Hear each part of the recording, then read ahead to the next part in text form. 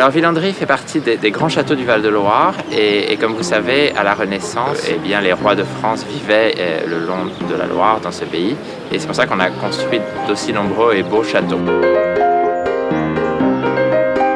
Villandry est l'œuvre non pas du roi lui-même mais de son surintendant aux finances, Jean le Breton, qui a acheté cette terre de Villandry sur laquelle se trouvait un château médiéval dont il n'a conservé que le donjon et autour duquel il a fait édifier un très beau château dans le style de la seconde Renaissance.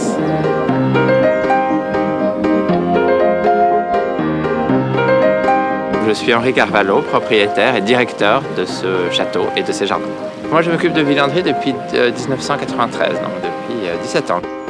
J'ai ce privilège d'être à la tête de ce monument, c'est très agréable d'y être tous les jours. Et Villandry a cette chance d'avoir, après des années de lutte tout de même, obtenu une situation d'équilibre. Très peu de châteaux en France, et encore plus les jardins, ont cette chance.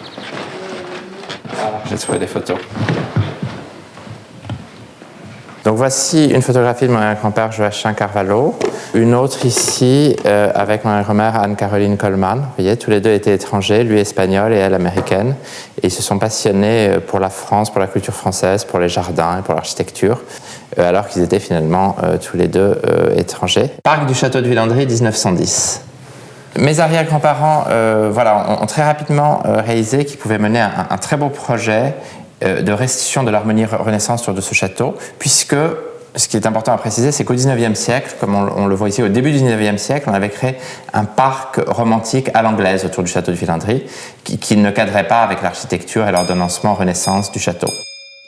Je suis toujours très reconnaissant d'avoir restitué autour du château de Villandry, qui est un très beau château Renaissance, les jardins du XVIe siècle que l'on voit aujourd'hui.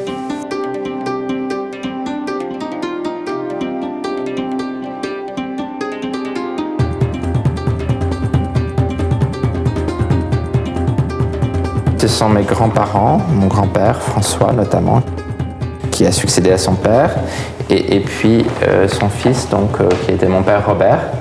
Mes parents, eux, progressivement ont relancé l'économie. À cette époque, en 1975, mes parents n'avaient pas suffisamment de recettes. C'est ma mère qui faisait office de chef jardinier.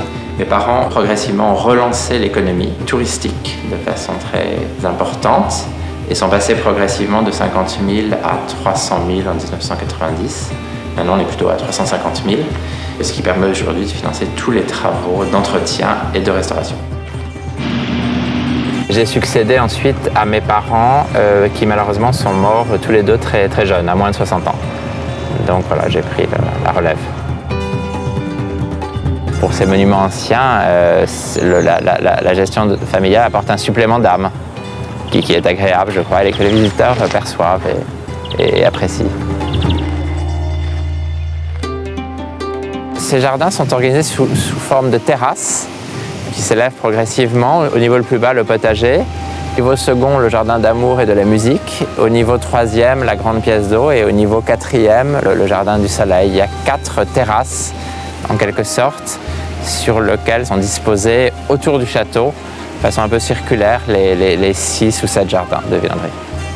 On voit donc le plan le plus ancien, avec ces 2 terrasses où était probablement ici le potager et le jardin d'ornement du XVIIe siècle, puis la réalisation très, très majestueuse de M. de Castellane en 1760, donc avec ce grand potager qui s'agrandit en remplacement des maisons qui se trouvaient ici. Il crée néanmoins la pièce d'eau que l'on voit. Et puis alors le tournant un peu de ce jardin, ça a été la création d'un parc à l'anglaise en 1830. Et enfin, la restitution opérée par Joachim des jardins Renaissance. Les jardins s'étendent sur 6 hectares et le potager un peu plus d'1 hectare. Et puis, vous voyez, c'est assez grand. Et donc, l'équipe de 10 jardiniers arrive avec du bon matériel à s'occuper de ces 6 hectares, mais qui sont plantés de façon très dense, avec de nombreux buis, des charmes, des tilleuls, des ifs. Il y a toute une structure végétale qui demande beaucoup de soin. Les buis représentent, sur l'ensemble des jardins, si on voulait bien les aligner, une ligne de 50 km. Alors ici, nous surplombons le jardin d'amour. Vous voyez, dans cette première partie sont des croix et puis ensuite les petits cœurs. Et voilà, l'amour tendre, l'amour passionné, l'amour volage et l'amour tragique. Pour ce premier jardin, il a fait appel à un architecte espagnol très connu qui s'appelle Javier de Vintuizen et qui s'est inspiré de l'art hispano-mauresque des jardins pour créer ses motifs, vous voyez. Un petit peu comme les jardins de Grenade.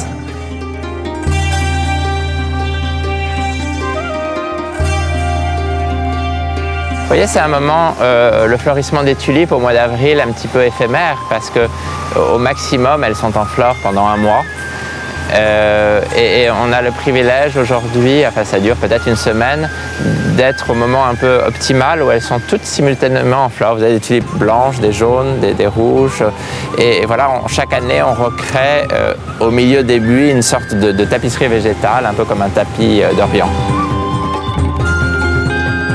On peut noter quelques différences assez légères par rapport à la réalité d'aujourd'hui. Après 1932, donc, il a eu l'idée d'ouvrir cette perspective et de prolonger cette allée de façon à mettre en valeur une très jolie fontaine du XVIIIe siècle. Une partie que l'on appelle souvent le jardin des croix, parce qu'il y a la croix de Malte, la croix du Languedoc et la croix du Pays Basque. Au même niveau, toujours en tant que salon décoratif, se trouve ici le jardin de la musique. Avec toute une symbolique qui se rapporte à la musique. Au niveau supérieur encore, donc au troisième niveau, créé par M. de Caslan, puis restitué par Joachim, le jardin d'eau.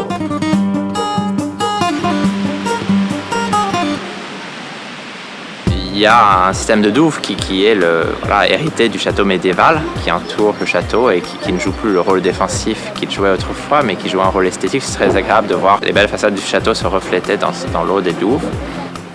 Une multitude de fontaines et puis une circulation d'eau permanente qui aujourd'hui est fournie par des pompes qui recyclent l'eau en permanence, ce qui fait que les fontaines sont en eau de façon continue sans que cela consomme beaucoup d'eau.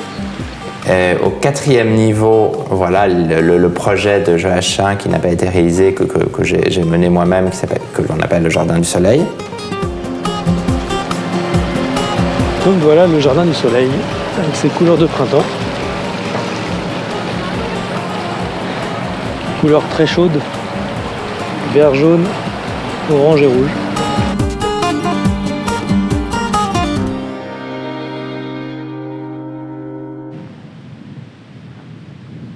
Et puis cette partie-là que mes parents ont achevé, puisque Joachim n'avait pas eu le temps de le réaliser complètement, qui est un jardin des simples, où on trouve des plantes médicinales, aromatiques et condimentaires. Peut-être ça. Alors ça, non. Ça, je crois. Ça et ça, ceux-là sont bons. Et puis en haut, on va essayer. Voilà, c'est comme ça. Je les trouve parfaitement alignés ainsi, tels qu'ils sont disposés dans la réalité. Alors Villandry est doté de ce très beau potager décoratif qui fait sa notoriété d'une certaine façon. Et on sait que la Renaissance, de très nombreux potagers entouraient les châteaux, étaient vraiment sous les fenêtres du château. Et la raison pour expliquer ceci est que le propriétaire voulait surveiller tous les nouveaux légumes venus d'Amérique et des Indes et de Chine même à la Renaissance. Et donc le potager étant sous les fenêtres du château devait être aussi décoratif. C'est pour ça qu'il y a des fleurs, les légumes sont accompagnés de fleurs et de très jolis petits massifs de buis.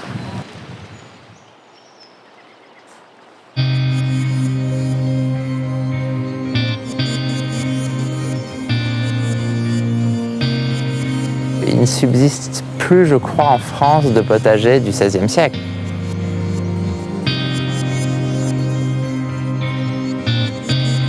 Et il y avait des légumes, je pense, tout à fait courants, hein, des choux, des salades, des poivrons, des aubergines, peut-être des pommes de terre. À la Renaissance, on imagine que dans le potager de Villandry, il n'y avait pas encore de pommes de terre. C'est pour ça que dans notre potager Renaissance, on ne propose pas de pommes de terre. Mais il existait en France la plupart des légumes que l'on trouve aujourd'hui, finalement.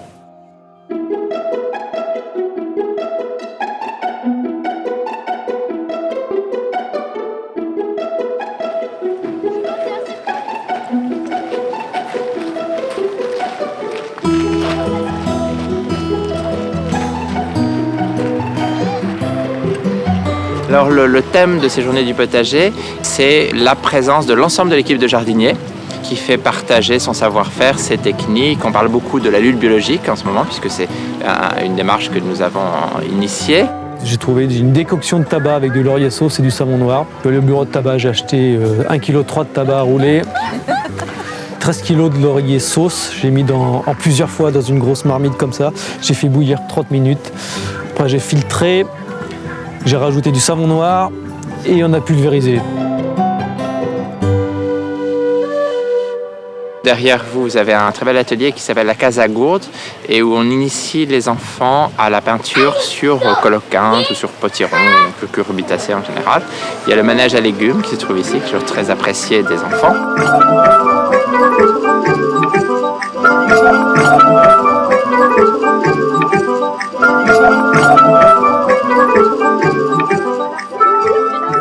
Les visiteurs peuvent participer à des petits ateliers. Puis il y a aussi beaucoup d'exposants, tous liés au jardin, et ce sont souvent nos fournisseurs, pépiniéristes ou horticulteurs.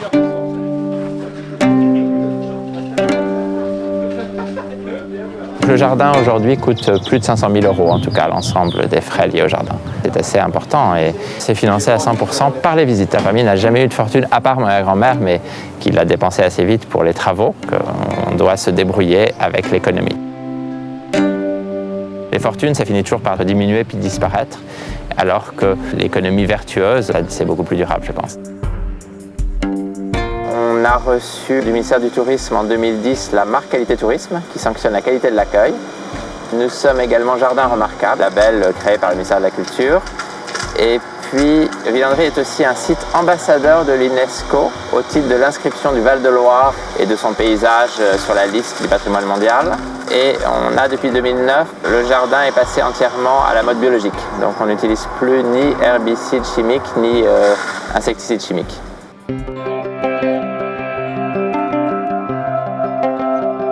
Je souhaite le transmettre à mes enfants et je souhaite que peut-être l'un d'entre eux, plus particulièrement, s'attache à ce lieu. Le fait de passer son enfance dans un lieu, ça crée un lien un petit peu indélébile en quelque sorte. Et je crois qu'ils auront à cœur, voilà, peut-être sous une autre forme. On ne peut pas refaire à génération toujours la même chose. Ils imagineront peut-être autre chose, mais moi, je n'ai pas envie de mourir demain ni après-demain, donc je vais encore m'occuper de Villandry quelques années. Je vais travailler encore 40 ans, à mon avis.